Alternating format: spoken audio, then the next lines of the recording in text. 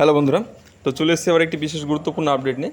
2017 TET যে পরীক্ষা হয়েছিল তার কিন্তু রেজাল্ট পাবলিশ হয়ে গেছে।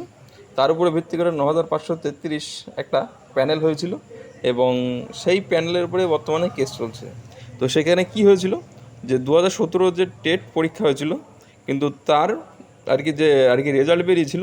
তো সেই রেজাল্টে একজন যে পরীক্ষা দিয়েছিল সে কিন্তু সন্তুষ্ট ছিল না। তারপরে সে সমস্ত তথ্য জানার জন্য আরটিআই ফাইল করে এবং আরটিআই ফাইল করার পরে তাকে যে ওএমআর দেওয়া হয় তো সেটা কিন্তু একটা ডিজিটাল কপি দেওয়া হয়। তো তারপরে সে কোর্টে কেস করে এবং বর্তমানে এই কেসটি শুনানিতে ছিলেন মাননীয় অমৃতা সিনহা মহাশয়, তো জাজ হিসেবে। তো তিনি বেশ কিছু নির্দেশ দিয়েছেন এবং কী কী নির্দেশ দিয়েছেন এবং সাথে তোমরা থাম্বনেলে যে সমস্ত কোশ্চেনগুলো দেখেছো নেক্সট কবে দিয়েছে এবং সেই দিন উনি কী কী ডকুমেন্ট আনতে বলেছে বা কী কী তথ্য নিয়ে আসতে হবে, তো সমস্ত কিছু তোমরা ভিডিওতে জানতে পারবে। তার জন্য বলবো অবশ্যই ভিডিওটা সবাই সম্পূর্ণটা দেখো এবং দেখলে তোমাদের একটা গুরুত্বপূর্ণ জিনিস ক্লিয়ার হয়ে যাবে। এবং তারপর যদি ভালো লাগে লাইক করো এবং না লাগলে সেটা করার দরকার নেই। তো প্রথমত যেটা বলার যে 2017 টেট আরটিআই করে একজন, তো কপিটি দেওয়া হয়েছিল সেটা কিন্তু দেওয়া ছিল একটা এডিটেবল কপি। তো যেখানে এডিটেবল বলতে একদম অরিজিনাল নয়, এটা ডিজিটাল ওএমআর। যেখানে কিন্তু যে কপি দেওয়া ছিল সেখানে ওএমআরের যে রোল নাম্বারগুলো সেগুলো কিন্তু গোল বা রাউন্ড সার্কেল যেটা করা হয় এক্সামে সেটা কিন্তু করা ছিল না। তো এটা গেল। তো এর পরবর্তীতে তখন তিনি কেস করেন এবং কেসের হিয়ারিংয়ের সময় কিন্তু অমৃতা সিনহা মহাশয় যিনি ছিলেন, তিনি যে নির্দেশ দিয়েছেন। তো পিটিশনারের দাবি ছিল যে ওএমআর চেঞ্জ করা হয়েছে এবং এই ওএমআর চেঞ্জ করা হয়েছে এবং তারা যে ওএমআরে পরীক্ষা দিচ্ছিল সেই ওএমআর কপি এটা না, এটা এডিটেবল।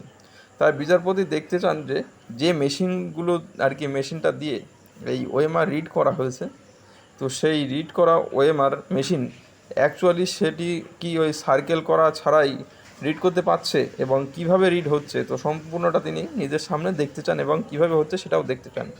তো তার জন্য কিন্তু তিনি এই মেশিন রিড করতে পারছে কিনা সেটা দেখানোর নির্দেশ দেন বোর্ডকে বা পোশাককে।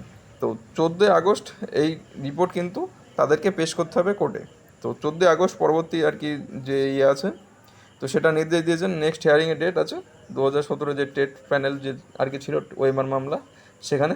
তবে একটা কথা ক্লিয়ার যে অমৃতা সিনহা মহাশয় কিন্তু যা ঘটবে তার কিন্তু তিনি নিজের চোখে সমস্ত কিছু দেখে সম্পূর্ণটা যদি এখান থেকে বোর্ড তাদের তথ্য দিতে পারে তবে কিন্তু এগোতে পারবে এবং যদি না দিতে পারে তাহলে কিন্তু পিটিশনাররা এগিয়ে যাবে। তবে যা তথ্য উঠে আসছে কিন্তু সেখানে পিটিশনারদের দিকে ভার বেশি, তারা কিন্তু বোর্ড কিন্তু বিভাগে পড়তে পারে যদি এই তথ্য না দিতে পারে। তো বন্ধুরা, এটা ছিল মূল বিষয়। যদি ভালো লাগে লাইক করে এবং চ্যানেল নতুন হলে সাবস্ক্রাইব করে দিও এবং হেল্পফুল মনে হলে বন্ধুর সাথে শেয়ার করে দিও।